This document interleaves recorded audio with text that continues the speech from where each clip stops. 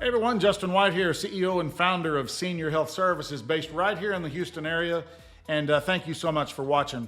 Today we're going to talk about Medicare Part D, which are your prescription medications. And I'm sure that by now everybody watching this has heard about the so-called changes that are coming this fall. It's beginning to be a cacophony out there. And so the first thing that I want to basically delve into is, are there changes coming? And the answer is sadly yes, they are coming, and it does look like they're going to potentially be quite disruptive.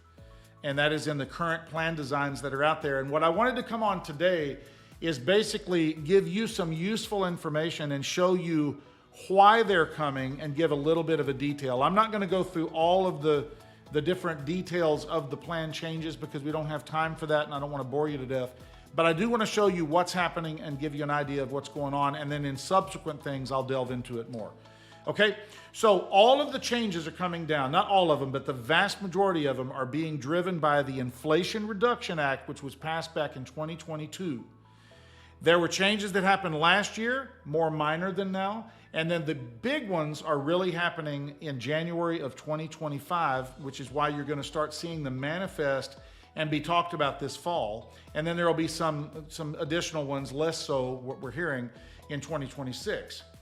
And basically what it does, and there's some good stuff to it, by the way. I want to give credit where credit's due.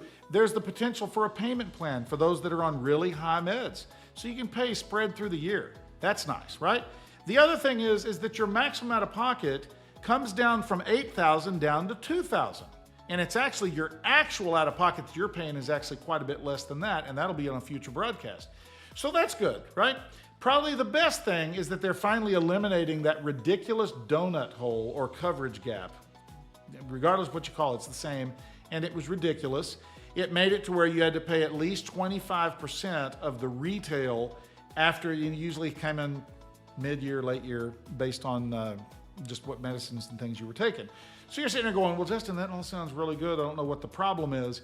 And that's what I want to show you is what the problem is, because there are changes that are being driven because of the way that that's being implemented, okay? So I want to share my screen here real quick, and I want to pull something up from the Kaiser Family Foundation.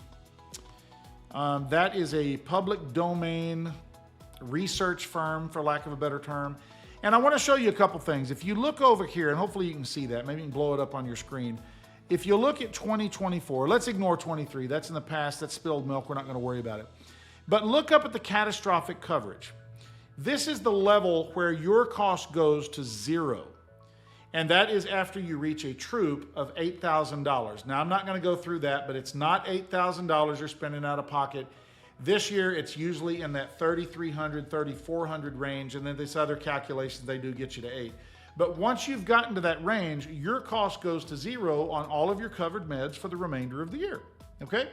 So if you look there, look at the blue, the lighter blue, that's what your carrier, your prescription drug plan carrier, the name of the insurance company that's written on your card, that's what they pay, 20%. And then the darker blue, the 80%, is what Medicare pays this year, right now. So the carriers were not having to absorb a whole lot of that because Medicare was paying for most of it. Well, look at January of 25 and look what happens here. The carrier responsibility goes from 20 to 60, and Medicare goes from 80 to 20, and then the pharmaceutical industry discounts 20%. Yay. It seems they got the best deal of all of them. So they got a pass as far as I'm concerned. But you see there that your insurance carrier that administers your drug plan is literally having to figure out how to cover triple the liability on the drug cost. And remember what I said a moment ago? The maximum out of pocket is going from $8,000 down to $2,000.